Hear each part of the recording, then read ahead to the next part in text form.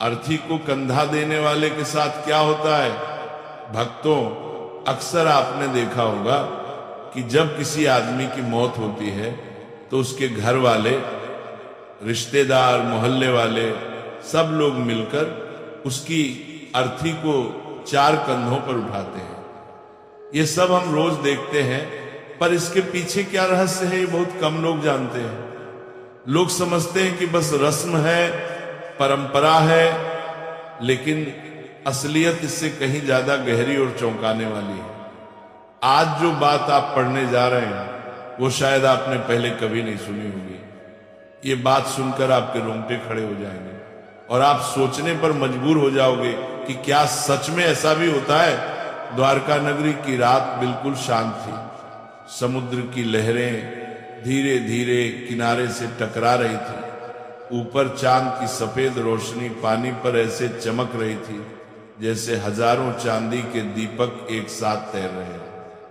उसी पवित्र माहौल में भगवान श्री कृष्ण कमल की तरह शांत, गंभीर और तेजस्वी बैठे थे।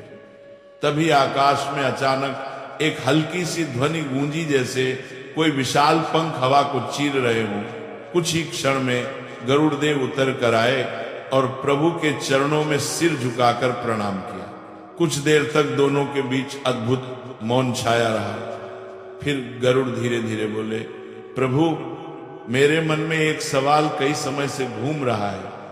यह सवाल मृत्यु, आत्मा और अंतिम यात्रा से जुड़ा हुआ है। आज कृपा करके इस रहस्य को खोल दीजिए। भगवान श्री कृष्ण के चेहरे पर मुस्कान उभर आई।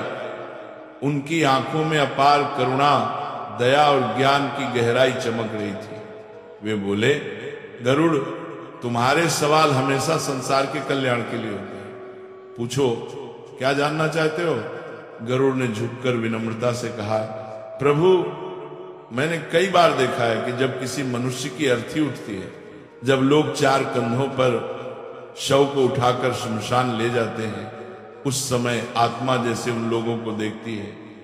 कभी कभी ऐसा लगता है कि आत्मा हर कंधा देने वाले को किसी अदृश्य तरीके से परख रही हो। मुझे समझ नहीं आता कि ऐसा क्यों होता है। क्या यह सिर्फ परंपरा है या इसके पीछे कोई बड़ा दिव्य रहस्य छिपा है? भगवान श्री कृष्ण ने हल्का सा दीर्घ श्वास लिया, मानो पूरा ब्रह्मांड उनकी सांसों के साथ चल रहा हो। फिर वे बोले, गरुड़, मृत्यु कोई साधारण बात नहीं है। ये वह दरवाजा है जहां से इंसान एक जीवन पूरा करके अगले सफर में प्रवेश करता है। जब अर्थी उठती है तो सिर्फ एक शरीर नहीं उठाया जाता, उस इंसान का पूरा जीवन उठाया जाता है। उसके अच्छे कर्म, बुरे कर्म, उसके अधूरे सपने, दुख दर्द, खुशियां, सब कुछ। फिर उन्होंने कहा, जब शरीर को घर से बाहर ले जाया जाता है तब आत्मा तुरंत नहीं जाती।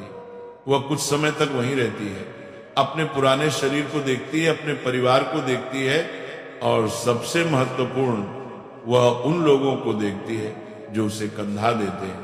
आत्मा समझती है कि कौन सच्चे मन से आया, कौन फर्ज निभाकर आया और कौन सिर्फ दिखावा करने आया। इसलिए आत्मा कंधा देने वालों को देखती भी है और परखती भी है। गरुड़ थोड़े आश्चर्य में बोले, तो क्या प्रभु, अर्थी को कंधा देना सिर्फ एक रस्म नहीं है? भगवान कृष्ण हल्के से मुस्कुराए और आगे बोलने ही वाले थे।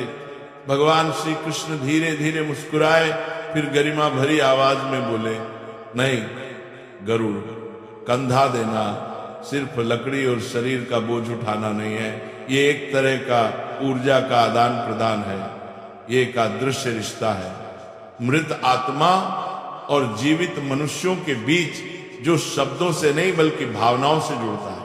कृष्ण आगे बोले, जब कोई मनुष्य सच्चे दिल से, पवित्र मन से किसी की अर्थी को कंधा देता है, तब वो अपने मन का प्रकाश, अपनी करुणा, अपना सम्मान, अपनी श्रद्धा सीधे आत्मा तक पहुंचाता है। ये प्रकाश ही आगे उस आत्मा के लिए रास्ता बन जाता है। जिस तरह अंधेरी रात में दीपक राह दिखाता है, उसी तरह कंधा देने वाले लोगों का सच्चा भाव आत्मा को आगे की दिशा दिखाता है। गरुड़ आश्चर्य से बोले, प्रभु, क्या सच में इतना प्रभाव होता है?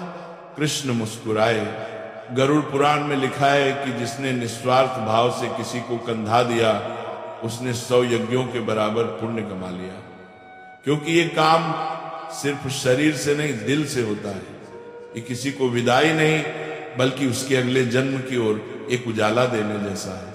कुछ देर तक वातावरण शांत रहा। गरुड़ गहरी सोच में डूब गए। फिर उन्होंने धीरे से पूछा, प्रभु आपने कहा कि आत्मा कंधा देने वालों को देखती है, पर आत्मा वहीं क्यों रहती है? शरीर छूटने के बाद वह तुरंत आगे क्यों नहीं जाती? कृष्ण की आंखें करुणा से भर उठी। वे बोले, गरुड़, आत्मा अचानक हुए परिवर्तन को तुरंत नहीं समझ पाती। पूरा जीवन जिस शरीर में बिताया उसे छोड़ते ही वो भ्रम में चली जाती है। उसे समझ नहीं आता कि वो मृत्यु के द्वार पार कर चुकी है। उसे राह चाहिए, दिशा चाहिए, और वही दिशा अर्थी देती है।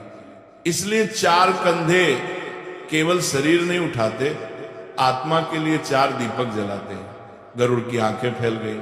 उन्हें दिव्य ज्ञान चमत्कार जैसा लगा। वे बोले, प्रभु यदि किसी मृतक को 4 कंधे ही ना मिले तो फिर क्या होता है?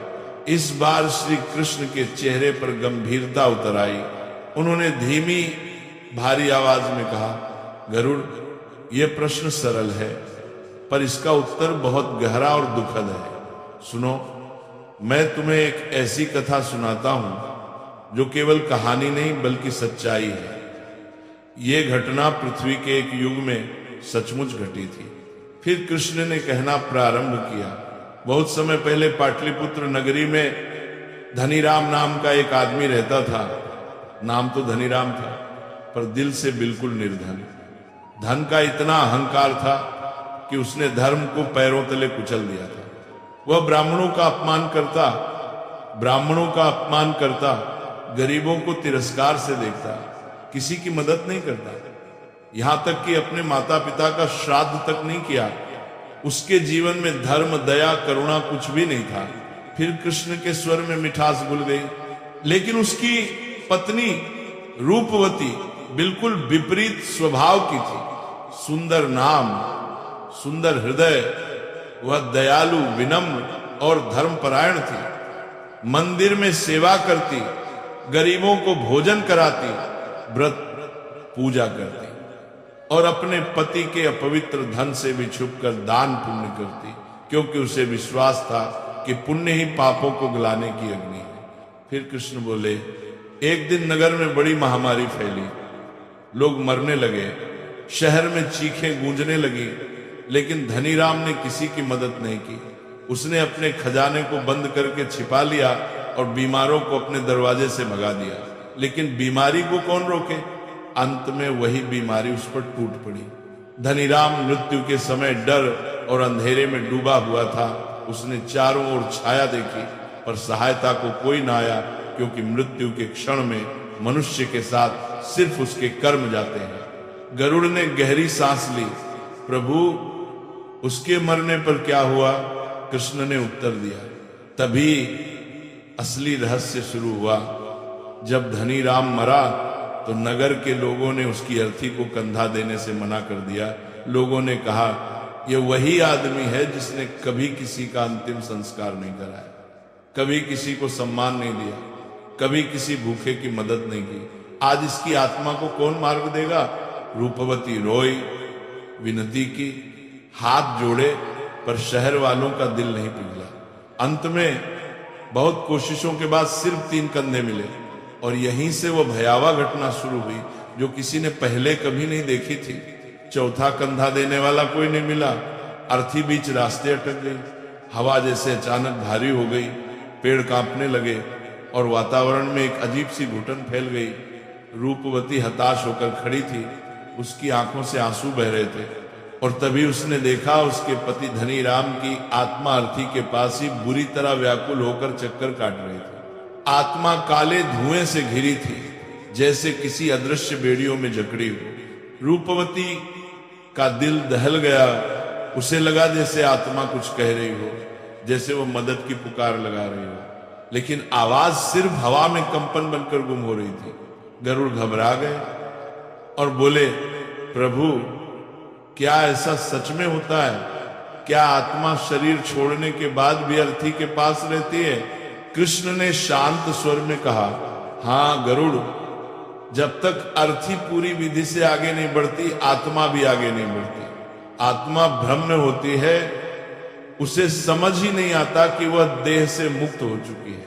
वह दिशा का इंतजार करती है, जैसे बच्चा अंधेरे में किसी का हाथ ढूंढता है। फिर कृष्ण ने गंभीर स्वर में कहा, गरुड़ पुराण में स्पष्ट लिखा है, यदि मृतक को चौथा कंधा न मिले तो आत्मा न स्वर्ग पहुंचती है, न यमलोक और न ही पुनर्जन्म को प्राप्त होती है। वह अधर में अटक जाती है, यानी आत्मा आगे भी नहीं जा सकती और लौट भी नहीं पाती। यही वजह है कि ऐसी आत्मा समय के साथ प्रेत बन जाती है, बेचैन, असहाय और दिशाविहीन। ये सुनकर गरुड़ का हृदय कांप उठा। वे बोले, प्रभु फिर उस समय क्या हुआ? कृष्ण ने कहना शुरू किया, रूपवती पूरे नगर में दौड़ दौड़ कर विनती करने लगी। वह हर दरवाजे पर जाकर हाथ जोड़कर कहती, मेरा अपराधी पति है, परंतु उसकी आत्मा को मत सजा दो। लेकिन नगर के लोग सुनने को तैयार नहीं थे। सब कहते, धर्म त्यागने वाले को धर्म क्यों साथ दे। अंत में एक अनजान युवा साधु आगे आया।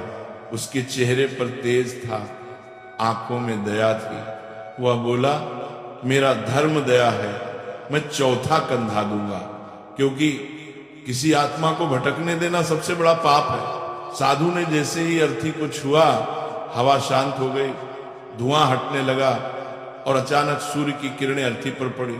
रूपवती ने कांपती आंखों से देखा, उसके पति की आत्मा धीरे धीरे ऊपर उठ रही थी, जैसे किसी भारी बोझ से मुक्त हो रही हो।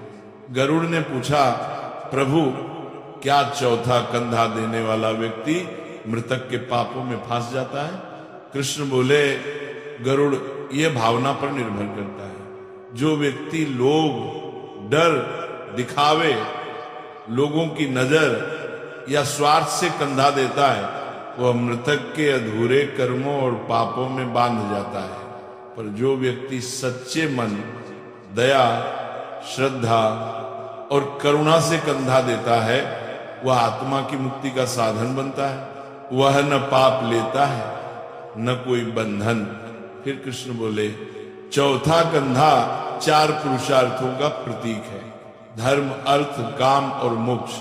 और जब चारों पूर्ण होते हैं तभी आत्मा आगे बढ़ती है। इसलिए चौथा कंधा साधारण नहीं, ईश्वर द्वारा दिया गया अंतिम अवसर है। जैसे दीपक अंधेरे में रास्ता दिखाता है, वैसे ही चौथा कंधा आत्मा को दिशा देता है। गरुड़ ने फिर पूछा, प्रभु क्या आत्मा संकेत देती है कि वह मुक्त नहीं हुई?